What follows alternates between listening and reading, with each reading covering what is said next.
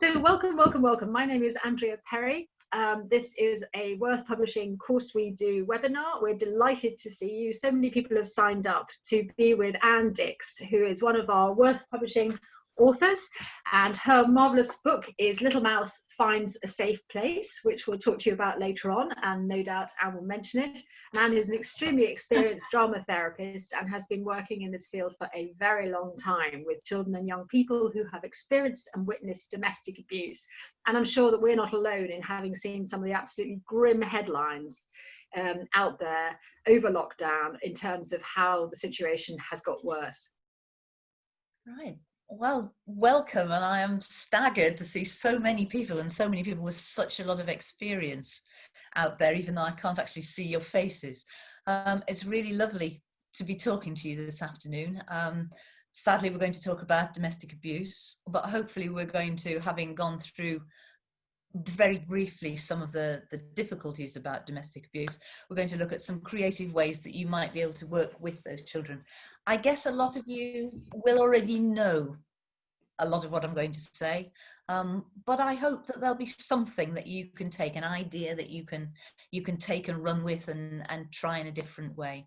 And I am, as always, the woman with the mouse, so I am here with Little Mouse because we're going to talk creative ways of working, and this is my puppet Little Mouse, and I use him when I use the book that I wrote, but I also use him in a group work program that I've developed as well. And it doesn't have to be a puppet who I get from the puppet company via Amazon.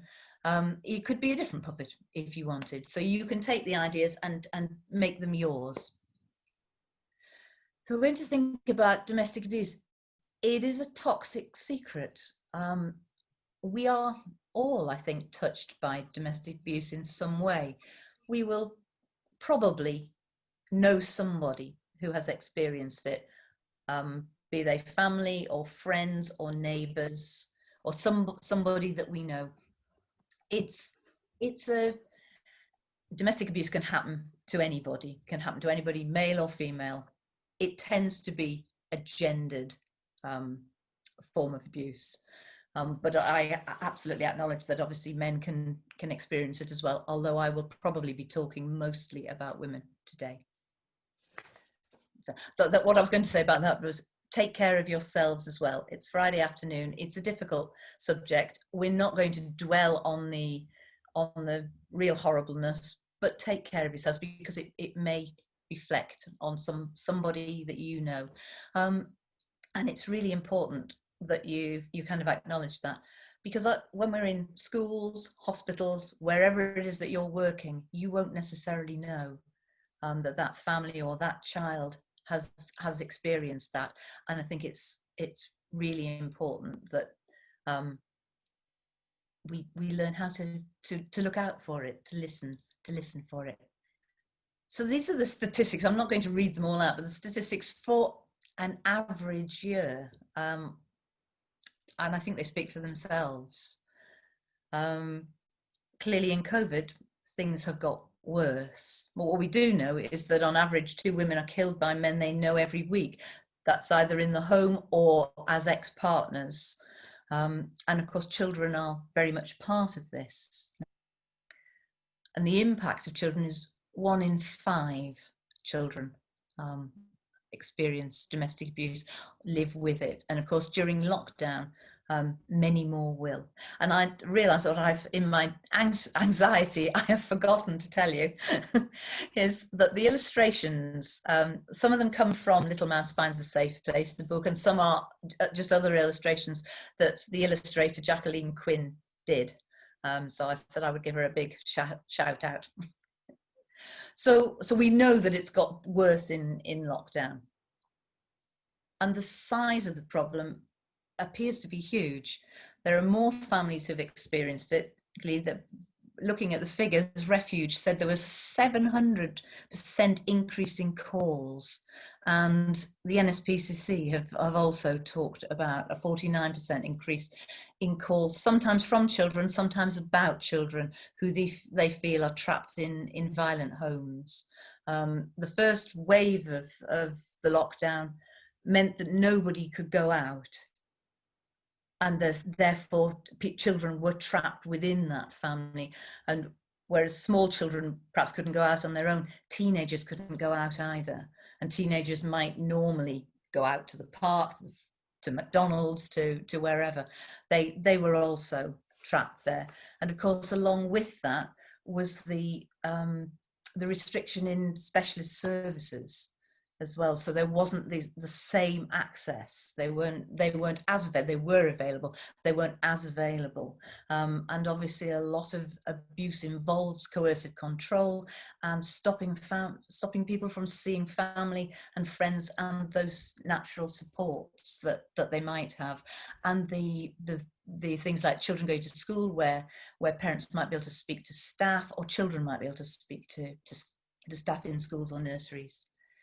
Women's Aid, in the next slide, Women's Aid have just published this. It's very interesting. You can read the whole document, or you can read a summary of it, and they've called it A Perfect Storm. And I think it was only produced in October, so it's very up-to-date figures. And I felt very sad when I saw that not only had children witnessed more abuse, but they'd also experienced an increasing abusive behaviour towards children, because of course children, they don't just witness it, they are living with it. This was the headline in The Observer on Sunday. So there are constant, whenever we turn the media on, the BBC have had links, The Guardian has links showing the new figures, and interestingly, the use of technology. And I'm a bit of a technophobe, so I'm not an expert in this. But from what they were saying, they were talking about the use of webcams and surveillance on families, so the perpetrator would use that. Also denying perhaps women the ability to use their phones, preventing medication from arriving, not allowing them to make contact, and it being very, very difficult. And Karen Ingala Smith, who is the founder of Counting Dead Women, which always makes my heart stop when I hear the headline, she identified that there'd been 35 murders and probably another 12 cases between the 23rd of March and the start of July, and that many of those included children. And I looked up at the figures, and I think it was a website called Mankind. I think there were 3 men murdered that they were they were suggesting was part of a domestic abuse situation. The domestic abuse bill, I'm not going to go into details about this, partly because it's quite complicated, but it's going through Parliament at the moment. It's, I think, with the House of Lords, and it should be put into legislation next year. There are still some criticisms about it, but I think it's generally recognised as being a good thing. It has lots of different parts to it, but the most important part, and I'll read it so that I get it right, is that children will be recognised in their own right as innocent victims and not just witnesses. And I think that's very much a key part of the domestic abuse bill, that children have a real, it's really recognised that children experience this in many different ways, and that it is very damaging to them. Some of you might have seen this before. This is ways, in which children experience domestic abuse. So they hear it, they see injuries, they're hurt by being next door. Sometimes they're deliberately hurt. They're also perhaps aware of other forms of abuse. So the money may be tight. There may be financial constrictions on it. So they generally live with a difficult situation. Some children, of course, and parents flee to refuges, and if refuges were full during the lockdown, there were parents and children who were turned away, and of course that also causes a lot of anxiety. So children live with the fear and the threat of the violence even after it stops, when they may have gone to stay with friends, or friends of their mums, or whoever, and that of course also impacts on how they might relate to you in school. I know there are lots of teachers here, or how they might present in different situations. The social distancing and self-isolation can also be used as a tool for coercive and controlling behaviour. And as we've said before, shutting down routes to safety and support. So the child that comes into school or into nursery, who knows that they have an adult who will talk with them, who will listen to them, who will play with them, and where they feel safe. That's been made very different. And also contact with children. And I know that contact between parents can be difficult, can be fraught at any time, even when there isn't domestic abuse. It's very difficult when two parents have separated, but they clearly have a child or children between them. But I think from what Women's Aid is saying, what Refuge is saying, that contact with children can also be used to intimidate. So there have been claims that that perhaps the perpetrator has been turning up outside the house demanding to see the child, or there have been Zoom calls or webcam calls, which allows the perpetrator to see inside the house and see what's going on, and then have some kind of hook into developing that into more intimidating work, or through phone calls or whatever. So it's something that's will put extra pressure on the families that you work with and the children that you know. And I was sitting thinking about what were the key issues for the children, and these were some of them. You will no doubt be able to think of lots more. The obvious ones, like families being locked in together, and the restrictions being used to abuse and intimidate, but also going back into school once the first wave was over and children can go back into school. The fact that schools were different, and I supervise a lot of staff, a lot of therapists who go into schools, and a lot of staff, and I know that schools are doing a really, really good and incredibly difficult job. But what I was thinking was that children who are in a bubble with the rest of their class, they might not have access to their learning mentor or to the key worker that they knew and trusted, and that there may be no way around that. So this is not about blaming schools. So children might not feel as safe as they did, and also because things aren't quite the same. They perhaps don't have assemblies in the same way. They don't go out to play in the same way. I've seen pictures of how playgrounds are divided up. I know the school up the road from me has barriers and markings on the playground. So things are not the same. And for children whose lives are chaotic or they're frightening, going into school where it's not quite the same is probably also quite frightening as well, until they get used to it. And of course, children will worry about what happens if they disclose, and then they have to go home again. What might happen? So there's lots of ifs, I think, that children will worry about, and teenagers as well. I mean, it's equally applicable to teenagers who are beginning to find their feet and want to be out with people that they know and may have links with clubs or guides or youth club workers or staff in shops that they go to that they know and trust. They don't have access to those people that they can talk to now. And of course, some children may be in transient accommodations, so they may be sofa surfing at their mum's friends, or they might be moving to a refuge, which is very different as well. So there's lots and lots of issues for children. So what children tell us that helps, and this would be normally, but also in times of COVID as well, are things like being listened to, feeling safe, having somewhere safe to go, if that's in school or out with a parent, knowing which safe adults there are and who will take control so they don't have to manage it all.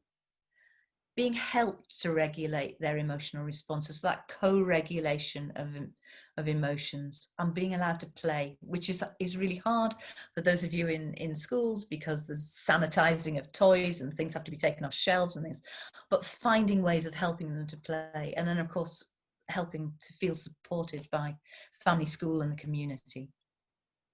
And the way that we can help with that are are these things really. This stability, continuity, empathy, listening, nurture, boundaries, not just letting children do whatever they want, giving them secure boundaries so that they know exactly what they can do and what they can't. And in lots of ways, COVID may well help children because they do know exactly what they can do, and they know who they're with in their bubble, in their classroom, and they don't have to mix with children they may not like in other classrooms or older children. So some of the boundaries will be very helpful. And the relational dosing, which I love, which is the Bruce Perry idea of, you don't have to be a therapist to help these children.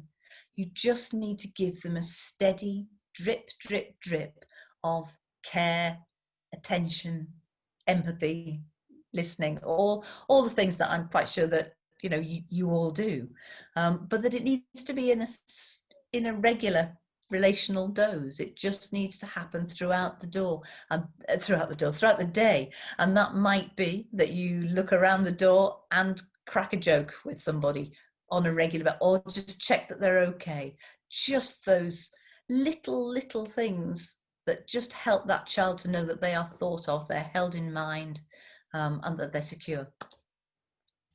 The two obvious things that I'm sure that you absolutely know, that whatever children tell you, don't tell them that they're being silly, making it up, or that you don't believe them. We're going to talk about creative ways of working, and why being silly and making things up can actually be really quite helpful at times.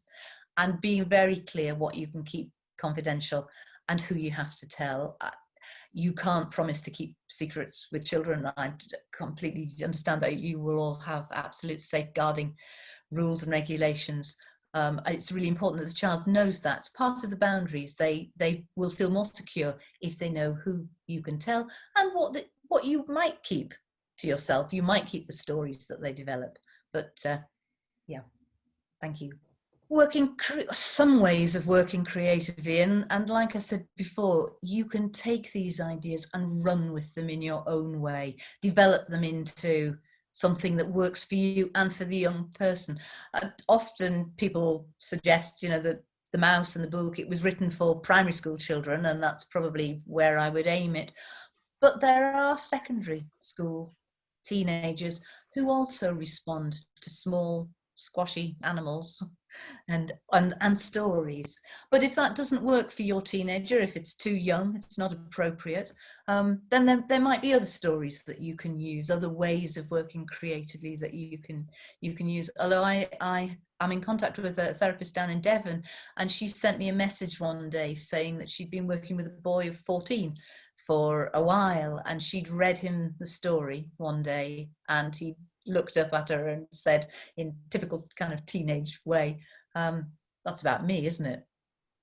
And he began to talk a little bit about it because it was safe. And we are going to talk about that dramatic distance, that way which might help young people to talk about things that aren't them, so they don't have to talk about being a 16-year-old boy who's frightened. They can talk about a small mouse because it's distance. So if we think about trauma, and I'm not going to talk a lot about trauma today because we don't have time, trauma becomes encoded in our sensory modes. It becomes encoded so that we smell something, we hear something, we feel something, and it reminds us. Sometimes it reminds us of good things, reminds us of when we were children and we were on the beach or whatever. Sometimes it might remind us of things that weren't good, that we really don't want to be reminded of, and that can be quite flooding. And children often don't have the language, teenagers often don't have the language to describe or make sense of what happens when they get flooded with that. So if we're working with creative sensory ways, that helps them to engage all of those senses in a safe way, and it's contained and it's connected as well. So these are just some ideas of ways we can talk to children about domestic abuse. So like I say, you can use stories, you can allow the child to talk about the characters, drawing, lots of you mentioned play. as a way of helping. So puppets and Play-Doh and creative ways, and also things like rhythmical drumming and clapping and singing that help to co-regulate. And you can make those into games. You can do the old clapping games that I used to do when I was at school. Things like just clapping on your knees and clicking and saying your name, just things that build a rhythm, that, you know, jumping, star jumping, things that build a rhythm that help to regulate your polyvagal system. And somebody earlier mentioned pace, and I couldn't talk without mentioning Dr. Dan Hughes and his pace. I'm not going to talk a lot about that, except to say that these 4 words really sum up how we work with children. We're playful, we accept what they say, we're curious about what they do, and we show empathy for them. And that's a really sound, solid basis to start work. And the reason we do this is, I'm quite proud of this slide because I've devised it myself from Little Man's illustrations. So I'm very proud, and that's why it's in here. Because when we're feeling relaxed and calm, we're in social engagement. We can talk to people, we can laugh, we can joke, we can disagree with them, but we are contained. We are feeling okay about it, even if we're disagreeing. But when our polyvagal system, our nervous system becomes a bit overwhelmed, our window of tolerance, the Dan Siegel window of tolerance, we become agitated, we go into fight or flight, or sometimes freeze.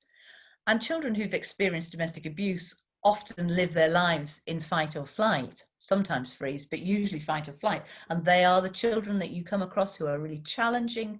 They can be really difficult at times, or they can be really very quiet and very compliant, but they're not in their social engagement. They're not feeling happy in themselves and able to communicate. So the reason we're doing all of this creative work is to get them back into that social engagement place. And I think that's one of the reasons why COVID is so difficult for everybody, is that we can't just go out and be with our friends. We can't just go next door and have a cup of tea. We have to be sometimes on our own or with our small groups. So it's a challenge for all of us. It's particularly for a challenge for a child whose perhaps social engagement system, or whose experiences of social engagement aren't always good, that they can be frightening and violent. So that's the reason why we're doing it. And Betsy de Thierry talks about shame, and I think that we perhaps do talk about shame and domestic abuse, but maybe not enough, because I think shame is a feeling it's very different to guilt, but it's a feeling that seeps into us, and it absolutely profoundly affects our psychological systems and our identity and sense of who we are and our relationships. And we don't want, perhaps, or the children don't want people to know that there are difficulties at home, that they see and hear things, that they experience things that they think other children don't experience. When I run my Little Voices group, the children are never asked to share anything that is personal to them unless they want to. We talk about Little Mouse and what happens in his world. But actually what happens is they do, as their sense of shame lessens, they make connections. They go into social engagement, but they manage to make connections with each other, and they do occasionally share appropriately things that they've experienced, that they've happened, that they're frightened of, they're worried about. And that takes time. It doesn't happen in week 1 or 2, but it does happen. But shame is deeply embedded, and I think we all feel shame at times about things. But domestic abuse seems to really develop that, I think, and cause that to be a very difficult feeling to work with. Very, very difficult to get to the point where children, young people can talk about shame. It's hard for adults. Can I just ask you to pause for a question, because we've got one question at the moment where somebody is asking, could you just make a comment as you go about the short-term impact of domestic violence and abuse versus the long-term? And I suppose what I was thinking while you were looking at that, and I was struggling to get back to you, was that that fight, flight, freeze thing, of course, what can happen is that on a profound level that can create developmental trauma, can't it? So actually the whole system in terms of how the brain is developing can be affected if it is profound enough for long enough. But it's also like if somebody is hyper vigilant for a very long time, that's very different than if it's a kind of one-off or happening in a very... So I don't know if you've got any kind of brief... I don't want to hijack where you are with this, but it just seemed pertinent to... Yes, I mean, I think very briefly, yes, I think there are things that you can do on a short term, which is about kind of stabilizing, making the child feel safe, and then longer term, because it can obviously impact as they become adult and go on. That's very... So yes, if it isn't addressed when they're young, then actually, of course, the long-term impact can become deeply damaging, can't it? So and impact adult relationships. Yeah. So important that we stick with it. Sorry, you need to... And having the at least one adult that they can relate to, who is supportive and can help them through it, is enormous. I'm not suggesting that all children who've experienced domestic abuse are going to go on through their lives experience it again. That's not what I'm saying. Some children will, and other children will grow up to make sure that it doesn't happen to their children. Absolutely. This was just an example from the book of Little Mouse feeling shame. Actually, Little Mouse thought that his mum and Big Grey Mouse would be cross with him if he talked about things at school. So he feels the shame. He doesn't want to talk about it. He finds it very difficult. So I was going to talk very briefly about, when I work with children, often use the Sue Jennings embodiment, projection and role play, which is the sensory embodiment, the projection with figures and buttons and shells, and then into role play, which might be the drama. And I know that role play fills adults with horror and that people don't want to do it, but actually children do, and we can use all of that. So what we're trying to do is we're trying to create a safe place physically and psychologically. I'm not going to talk about the shoebox at Little Mouse's safe place, but we're trying to do it psychologically too. And we're trying to build therapeutic safe places. So there are some ideas there about building dens, but also thinking about how you might do that online as well. That you might do it through Zoom, and thinking also, how COVID-19 rules might help them to feel safe, knowing what the boundaries are, knowing where they can go, where they can't go. So we're trying to do those sensory things, sharing fruit where possible, silly jokes, sweets, things that you can share that just help to create a therapeutic safe place.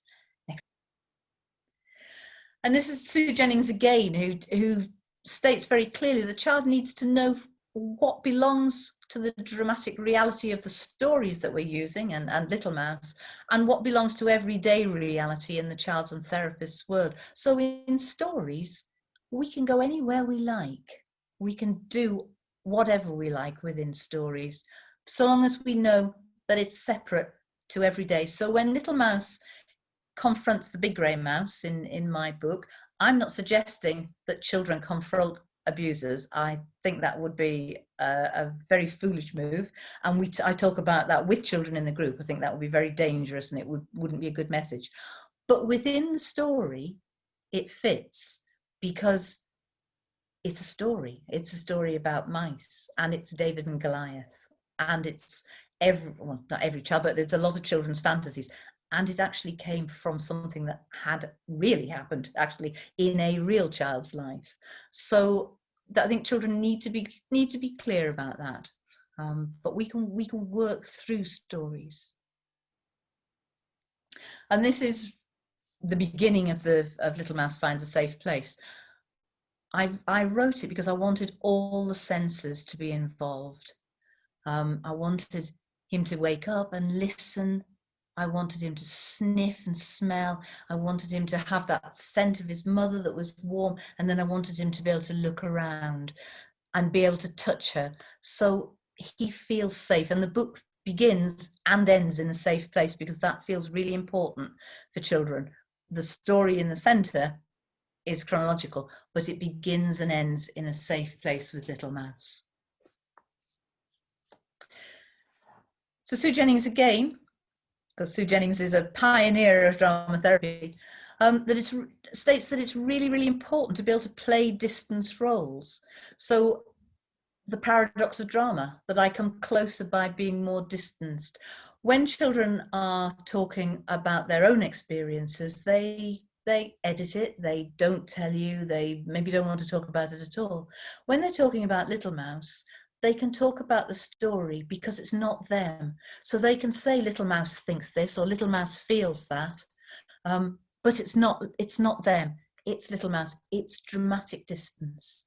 And the more they can play those roles, they come closer to their own experience. So they begin to enact sometimes their own immediate situations, but they're able to say, this is not me. This is Little Mouse or whoever. Next. This was Little Mouse's Magic Island. It's a way of projecting onto paper. I'm not going to go into details of it. There's a castle, there's barbed wire.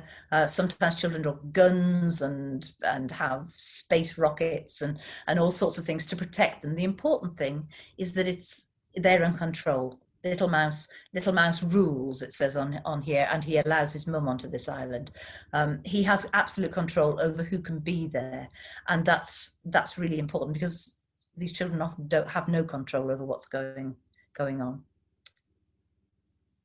So anything is possible within the drama, anything, and things that would not be permissible or wholesome. And I think that's a really interesting quote, because I think children do like to play out awful scenarios at times, and stories and things, and that's okay, because it's within the drama. I think as part of that, you will go through the de-rolling at the end, making sure that they are safe, that they are back as who they are, John or Ishmael or whoever the child is, but that within that period of drama, they can be who they like. So they can be George and they can slay the dragon. We wouldn't want them to go out and kill something, but in the drama, they can play that role out, and then you can work with it. This was just an idea that I had. It's a simple mouse mask, and you could use it in all sorts of different ways. You can colour in different feelings, you can put words in, you could create a picture of Little Mouse. In the next slide, I've done some. So these are mine, not children's. But just to show you the sorts of things that children might put onto a mask, and then you can take them into role play for that. From that, you could cut them out. You could have different mice. You could have conversations. You could have all sorts of things with that. So what we need to do are the things that we've talked about, and that I'm sure that you know and that you're already doing. Those relational repairing, helping them to form relationships, making playful connections, boundary setting, co-regulation of emotions, and all the things that a lot of you said that you were doing, building trust, listening. And I think becoming an advocate, becoming the voice of the child. On the next slide, which is the final slide, Women's Aid have just put out this. This is about children going into refuges. So recognising children and young people are survivors of domestic abuse, and reflecting the reality of their experiences. And what this report says is that we need to listen, but we also need to do more. We need to act on it. We need to advocate for the children. We need to try and make life better for children, families, and reduce domestic abuse. So we can't just listen. We then need to try and do something for them. Yes, so there's one question for the moment. Let's have a look at that one. So teachers often become concerned by drawings of death or guns and don't know how to respond. What would you suggest? And I mean, obviously in the current climate, issues around death are on all sides, aren't they? But when there are disturbing images that come up, images that disturb us, because of course children may not be disturbed by that at all, but what's your approach to that? I think it's really, really hard when children draw, play out stories where there's murder and horribleness. My feeling is that actually they need to be allowed to do that within the context of your session, so that you can talk to them about the picture, and you can talk to them about the distance, or you can use that dramatic distancing. So what's happening is on the paper. They're not going out and doing this. They're doing it on the paper. And I'm just suddenly thinking about, I watched the Windermere children on television a while ago, about the refugee children who came during the war, and they drew terrible pictures of the concentration camps, terrible pictures. And the art therapist was horrified, I think, as she looked over their shoulder, but she let them draw. And I think that's right, because using crayons and paint and making a mess and ripping things up helps children to express those feelings in a safe way. So you're not encouraging them to go out and do those things. You're encouraging them to put that into a safe container, a piece of A4 paper or whatever, and then you can talk about the feelings behind it, and then you can perhaps engage in kind of empathy with them, so that you can talk about it. You're not necessarily. Could you give an example, maybe, of something?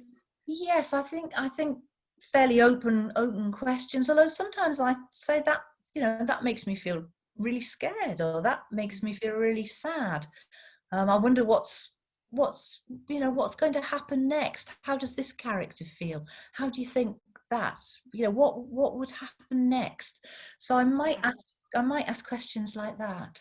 Yeah, so I guess that's also sharing some empathy with somebody perhaps who's been killed or whatever in the picture, but not criticizing it in any way. And also, I'm coming back to pace here, accepting it, but also being curious. I wonder what's happening there, where he's got his dagger in the side, or where he's shooting the person at point blank range. I wonder what's happening between them. It's that kind of pace openness, isn't it, really, between in that space.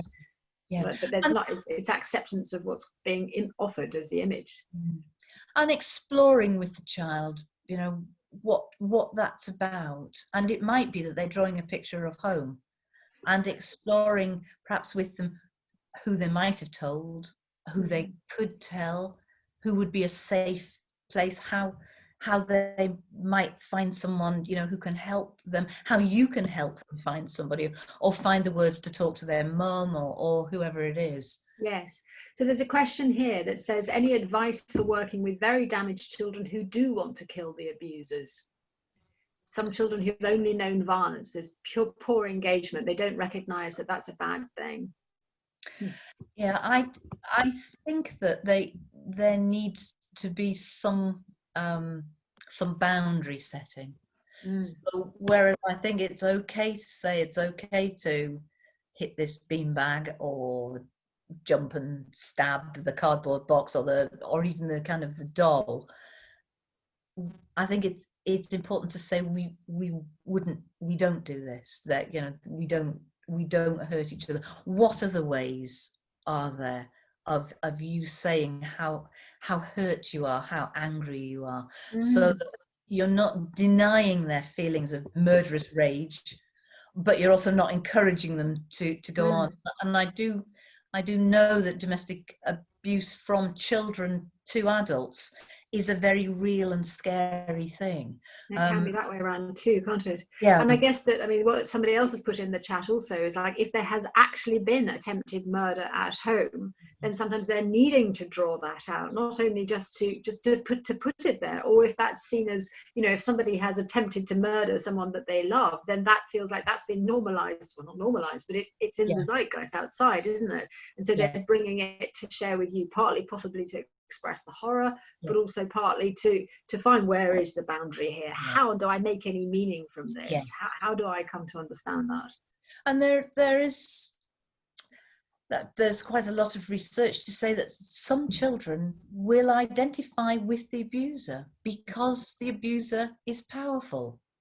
And if you're a child, do you identify with the person who is being really violent but all powerful, or the person who is being hurt and perhaps crying? And that's a really difficult concept to hold, I think, because some children will identify with the abuser because that will make them feel more powerful and in control, isn't it? Something, yeah. So being able to then explore issues around power and explore issues about control, and of course it's scary for us, isn't it? Because we don't know what that, and that's why supervision and the support groups are so important for us, because it's very scary to be holding this prospect of this person who's identifying with the abuser. What are they going to do with that? But being able to offer them a safe, accepting space to talk about power and control and what it's like to have it, what it's like not to have it, is the kind of the translation, isn't it? Just in terms of secondary schools, perhaps you'd like to make a comment about people working there where drawing might be possible, but other ways of doing it in terms of making safe spaces, perhaps. I know somebody put journaling as something they did for themselves, and I think maybe that something like that might be really good for secondary schools. I worked with a boy who wrote poetry, and I got him a notepad, and he wrote his poems in it. And so providing things, which is also kind of a nice container, so they can have a notepad or they can have a folder, you can give them some paper, so that they can do it in their own time, and possibly, if it's safe, at home, or they can leave it at grandma's or an uncle's or some safe place. So I think perhaps for secondary children who might not want to play, or might not have, secondary schools don't have lots of Play-Doh and things, or some do, but being able to do sort of those kind of things, writing poems, drama clubs, helping them to become involved in creative arts, dance, music, all of those things can help children express feelings. I think that what I was thinking with that question and the previous question is, sometimes it will seem as if it's too big, and some children may well need to go to a specialist service. And I think that's really important to say. Some children, perhaps children who have experienced attempted murder or whatever, they need to go to specialist therapists.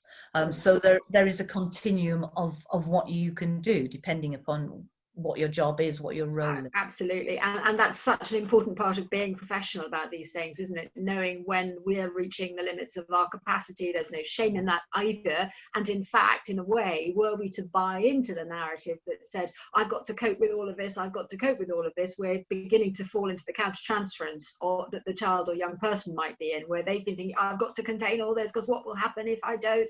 It's actually the strength in us to be able to say, actually, do you know what? I know that I need help at this point. And in a way, that's mirroring for the child this whole point about we know we need to get help. And that's super, super helpful. And I'm also thinking about people like David Taranso, his book, You Think I'm Evil, how he works with kids' music and with rap. And kids' films, maybe with very violent films, but he actually accepts the theme and then explores it with them and watches the films with them and uses that as a creative vehicle because it may be more their language.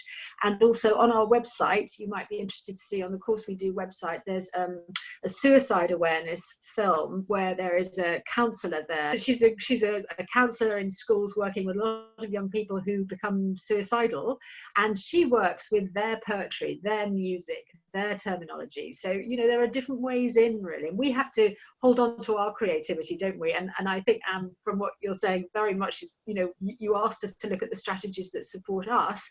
For us to stay creative and open and receptive, we need our safe places to go back to. And if our creativity is drying up, it's an absolute cue that we need to top up our tanks with some nurture for us, isn't it? And they say it takes a village to raise a child, and yes, we are all part of that village. So we all need to work together, I think. Therapists, learning mentors, head teachers, psychologists, we all need to work together around these children to help them. And I can't thank you enough for this. Your PowerPoint was superbly rich. When I first saw the slides coming in, I got so Well, excited is a strange word when you're looking at such horror in a way, but I think that the way you always do this is so so warm, so empathic, so grounded, and so practical. And I can't thank you enough. So that's so good. And Anne's book is here. The key thing about Little Mouse is that at the back of the book, you'll find there are the guidelines for parents or professionals who want to use the book. So we'll look forward very much to seeing you again. Thank you so much for joining us this afternoon. Thank you, Anne. And I really do hope that you are going to look after yourselves for the weekend, because these weekends are so precious. Even if it's a lockdown weekend, please do what you can to look after you. And thank you for everything you're doing for the children and young people who need you so very badly. Thanks very much, and take care. Bye-bye. Bye-bye.